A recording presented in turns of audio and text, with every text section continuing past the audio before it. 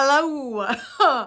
Welcome to the next episode here at All the Yarn. I am Lindsay. You can find me on Instagram under All the Yarn and on Ravelry as All the Yarn Dash. Today's episode is going to be called A Lying Liar That Lies, because that's me. Sorry. All right, if you're looking at the yarn behind me, I am not reopening my Linden Wool store. This is not my yarn, at least not all of it. I may have kept some from my store, but that's fine. Since I had this blank space, which you could see in my last episode, I wasn't sure what to do with it. And I thought, hey, rather than when I'm being tempted to buy yarn, I go through a bin or two, I'll just put it up. I'm just gonna put it up. This is not everything. I'm sorry. I'm not in any way trying to brag. I am just trying to put out there, I have enough. I have enough. And so this right here is my typical background. Where I'm recording hasn't changed, but you guys see me once a month and I live here 30 to 31 days out of the month. And this background here, it's for me. This is what I see when I'm working from home, is this wall. And so it's just a constant reminder that I have yarn. I don't need more because I have yarn. Yikes. So that's not what I've lied about. But you'll see other places in this episode where whoopsie daisies may have happened. So let me grab some stuff here. No surprise here. I have no FOs. You know, what's new, right? Let me show you where I'm at with my threshold. I am technically at a spot where I could be starting. There's a last pattern to the section, and I'm technically there. But as one of my friends who has a long torso, who also, because I have a long torso, what she and I jokingly say is that we have alien long torsos. They're just very long. A lot of cropped shirts, if we were to knit them as cropped shirts, like they'd be stopping here, guys. It's just what happens. So we gotta like add. I mean, I've easily added 7 to 8 inches on a couple of shirts that are supposed to hit at the waist, and my waist further down, guys. So anyway, this is the Evolving Sweater, and it is by Unwind Knitwear. Beautiful pattern. She's got some color work. I don't know if I mentioned this, but I was looking to explore other colorwork designers because my friend who doesn't know me, Jennifer Steigas, wasn't producing patterns, but now she is. But now I've already looked at other colorwork pattern writers, and so I am dipping my toe into Unwind Knitwear's patterns. We'll see how this one fits. I'm a big believer, and once you find a designer that fits your body shape, knit everything they've made, because that's kind of they're going to gear towards that. I have other designers I've tried. They make excellent patterns, but it doesn't work for me. And so I just, it's all okay. And what's great about that is that there's a million different designers out there. There's a million different body types. You just got to keep working until you find the one that matches you. So we're going to see if this one works. Evolving by Unwind Knitwear. This is Dream in Color Colossal Rabbit Ears. I thought that I only had 3 skeins of this stuff. Where is it? Where is it? Nope, I found a 4th one. When I was digging through and putting all this up, it wasn't with the other 3. So I have tons of yarn left. Not left because I haven't finished the sweater, but I could turn this sweater into a tunic at this point because I will have plenty of yarn. There is no yarn chicken happening. We good, folks. So yeah, Dream in Color. The colorway is Rabbit Ears. It's just a beautiful light tonal that's somewhere between like a gray, maybe a light sage / just a hint of slate blue. Like, it's just real subtle. I mean, just look at that. Just a little bit of movement in the body. I'm a fan. I love soft tonal. So I'm super big fan. This is where I'm at. I couldn't tell you where I was before. Sorry, I didn't look up my last video, so I don't know where I was before.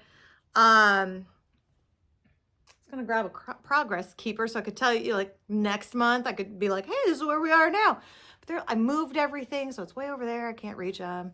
That's okay. Here we go. All right. One more time for the people in the back. This is Evolving by Unwind Knitwear, made in Dream in Color Colossal Rabbit. So it's moving along. Yeah. I may have cast on something new. It's a possibility. It's a possibility. This is just a little baby so far. This is gorgeous, is what this is. Look at that. Oh, let's just pause a moment and look at the beauty of that. Yeah. This is the beginning of a sea glass tee by Wool and Pine. And I am making this out of scraps. It's supposed to be a stash buster, guys. I'm not going to name all these names, but look. Oh man, don't fall, guys. I mean, it's just, I've got headphones or a phone charger in here too, but it's all of this. See all that? Like it's just, this is what I'm holding the yarn in. Got my notions in there as well. That Fantastic shawl, it's frogged. All of those colors, even though I'd done a lot of cutting, I wrapped them all up. And the Fantastic shawl is now in here. Let's see if I can, like, here's a little bit from the Fantastic shawl. Here's a little bit from the Fantastic shawl. Oh, here's a little bit from the Fantastic shawl. So I am, look, little bits from the Fantastic shawl. I put it all in here, and right now the rows are, oh, I just dropped, oh, my needle came out of my work. Guys, we got an emergency. Hold up. Oh man, did I get them all? Oh, this is not something you want to drop a stitch on. Oh man. Okay, everything's okay. All right, so anyway, while these rows, I am all over the place. Let's just take a breath, recenter. Okay, so I'm all over the place. and I just did it again. Oh my Lord. Okay, so this, note to self, this is gonna be a good day. It's gonna be a good day. Okay, note to self. Get some bigger, put a bigger cable on here because I keep dropping my stitches here. But while the rows are decently short, I'm trying to use up some of those smaller leftovers from the Fantastic shawl. My heart's palpitating. You guys don't understand. This is an amazing stash busting pattern. I'm very excited about it because I was knitting Fantastic specifically because I wanted to reduce my stash of leftovers. I've got a bunch. Like, even though this took a lot of them out of my leftover stash, like I have a bunch. In fact, if this goes well, I may even make a second one. And if you guys know me, I don't repeat patterns very often, but I love the fact that it's stash busting and a sweater because I tried Fantastic to stash bust and I'm just not in the mood for shawls right now. I haven't been for years, and that's fine. Shawls are amazing. I've got a lot of them, dozens of them. So I'm just in a mood for sweaters.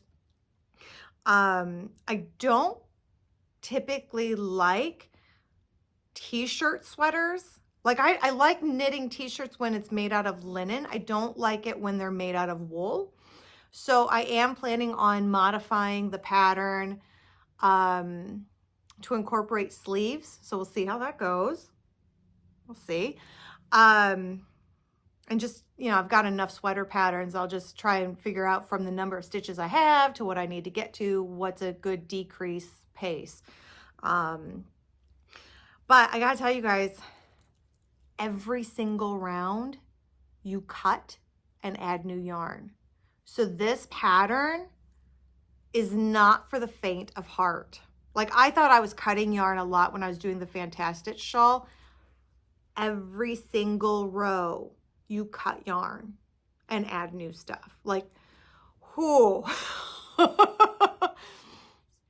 I mean, if this pattern doesn't work out, this project doesn't work out, like, I just got to toss it all. Or put it in, I've got some jars of leftovers that are really short, and put it in those jars. I use those for the few times that I make like a stuffy, and then I just stuff it with the little bops and ends. Like when you get a new skein and you've got the string that's holding the skein together, those go in there. And so, I mean, every little itty bitty piece of yarn goes in these jars, and I just collect it until I make a stuffy, and then I stuff it all in, you know. And hopefully this project works out, but if it doesn't, it's going in the jar, because every row you cut and add new yarn. Oh, but I love this. Look at that. I mean, I just love this. And Woolen Pine has several video tutorials that you have access to when you buy the pattern, and they go through like how to pick your yarn, how to, for those of us that are very not throw it all to the wind. I know I'm a hot mess, but I'm actually I don't make sense, I guess. I know I'm a hot mess, and yet at the same time, I can't knit chaos. I can't just pick two colors willy-nilly. Like, I can't do that. I need to have a process. There needs to be structure. And I like that structure, because then I can decide when I want to do it and when I don't want to adhere to it. Like, that's where the chaos happens. My chaos needs structure to operate within. And there's a great tutorial on how to build structure, and then you can decide where you want to add chaos from there.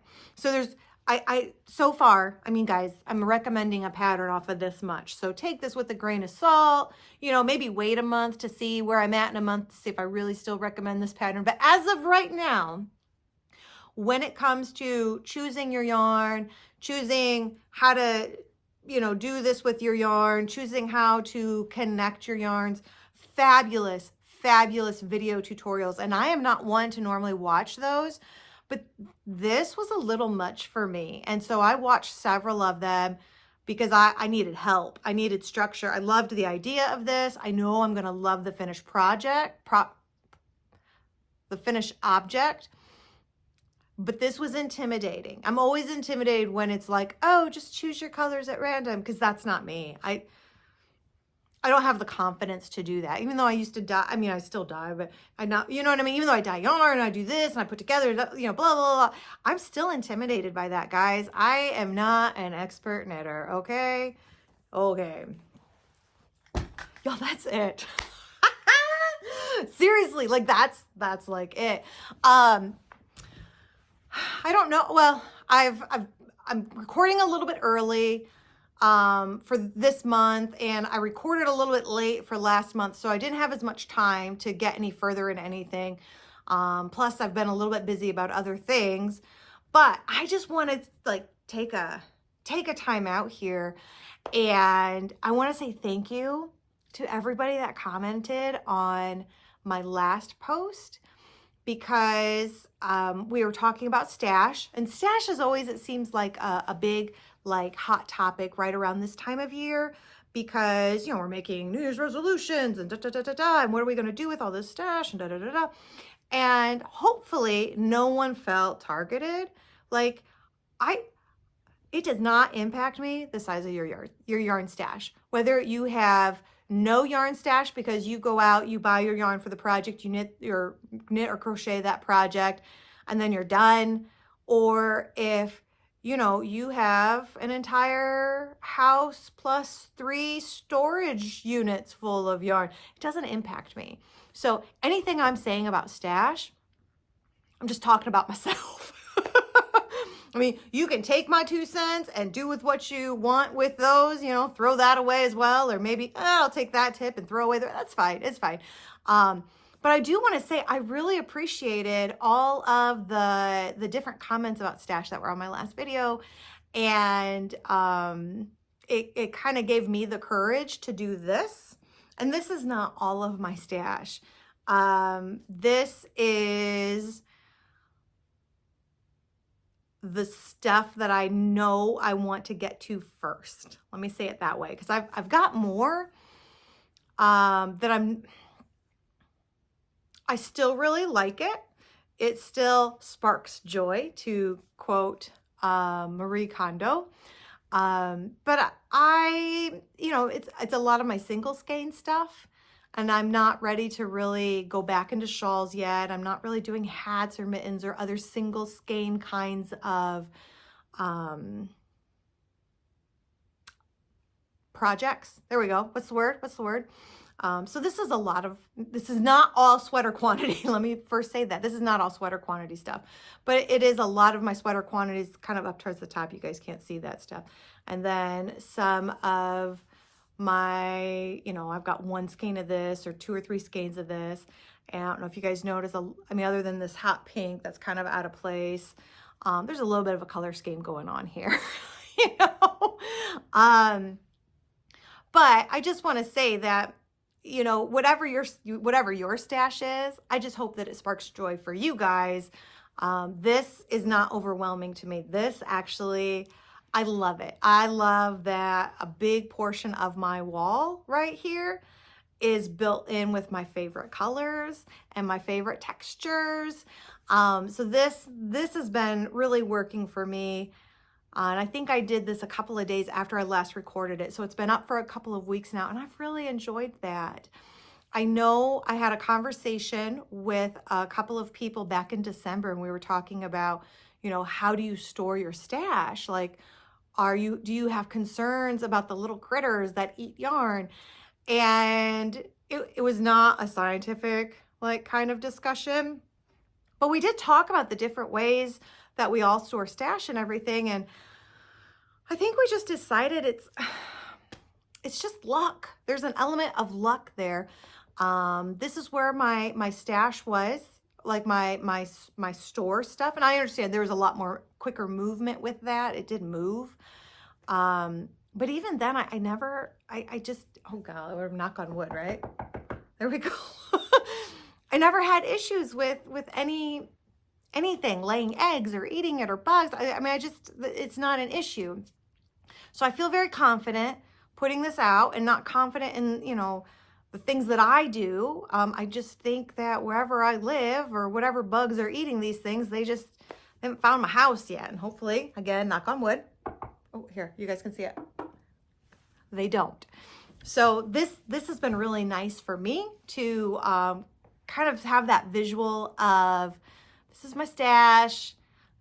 The different projects that I want to attack this year are coming from this stash. So I'm thinking as I use the yarn, I'm not going to put anything else out. So I'm going to have like a little before and after picture of, hey, this is what I did this year as far as how did I influence or impact my wall. I don't expect there to be a lot there because if I make a sweater out of this, it's just like one empty spot. It is not going to look big, but I'll know what the impact was. So just some things that I've kind of been going through.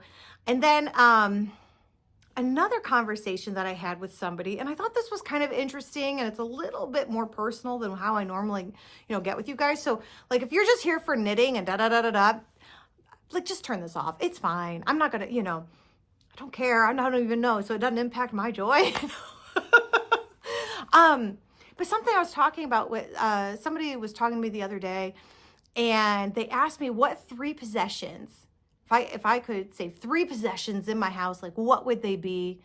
Specifically possessions. So all the lives are out of the house already. So please know I would always prioritize lives over things. But I was thinking through it, and I thought, man, pictures are definitely priority 1. I have lost my goblins pictures from the time that they were 1 until they were 4 or 5. There's like a 4-year gap in all the pictures that they're completely gone. All of the backups were also destroyed, and the same thing that destroyed the originals. So they're gone. I have no pictures of that entire period of my kids, and it sucks. And so that's like, it's a big priority to me because I never want to have that massive gap. And when I was talking to the person, I thought, I can even remember some of the pictures. I still remember the pictures that don't exist anymore, and I miss them, you know? And my second possession that I chose that I would keep is my grandmother. My grandmother who knit and who inspired me to learn how to knit because she did the matching stockings. She volunteered at her local men's club from the time she was 20 until she was about 80. So 60 years of volunteer service at this local nonprofit, from, you know, getting lunches around to sitting and giving them, you know, just attention and someone to talk to, someone to play cards with, and raising funds for this club. And when she stopped volunteering, they made her an honorary member of this men's society, which, go Graham, right? I mean, she was a woman, and they gave her an honorary membership to this men's society, which women were not a part of, just because of all of her service. And I thought that was really cool. And I would love, I have that pin that they gave her as an honorary member. And it's just something special to me that, you know, she wasn't out there to try and earn her way into this, and yet she received this very special recognition, just because she was devoted to service, you know, and that just happened to be the thing that she was, you know, that was the organization that she decided to provide service to. And then finally, I said, my yarn, my knits. And the person was like, really? Because can't you just remake them? I said, yeah, I can, you know, and if I needed to, I would. But the thing is knitting, I realized, is a lot like journaling, except I hate writing. And what's more is I don't read. I know how to read, and I read a lot for work and obviously for school. But as much as possible, I like to hear. Let's just do an audible, you know, I don't want to read. So like the idea of journaling and then maybe going back and rereading what I had journaled, like all of that just sounds awful. I am not that person, you know.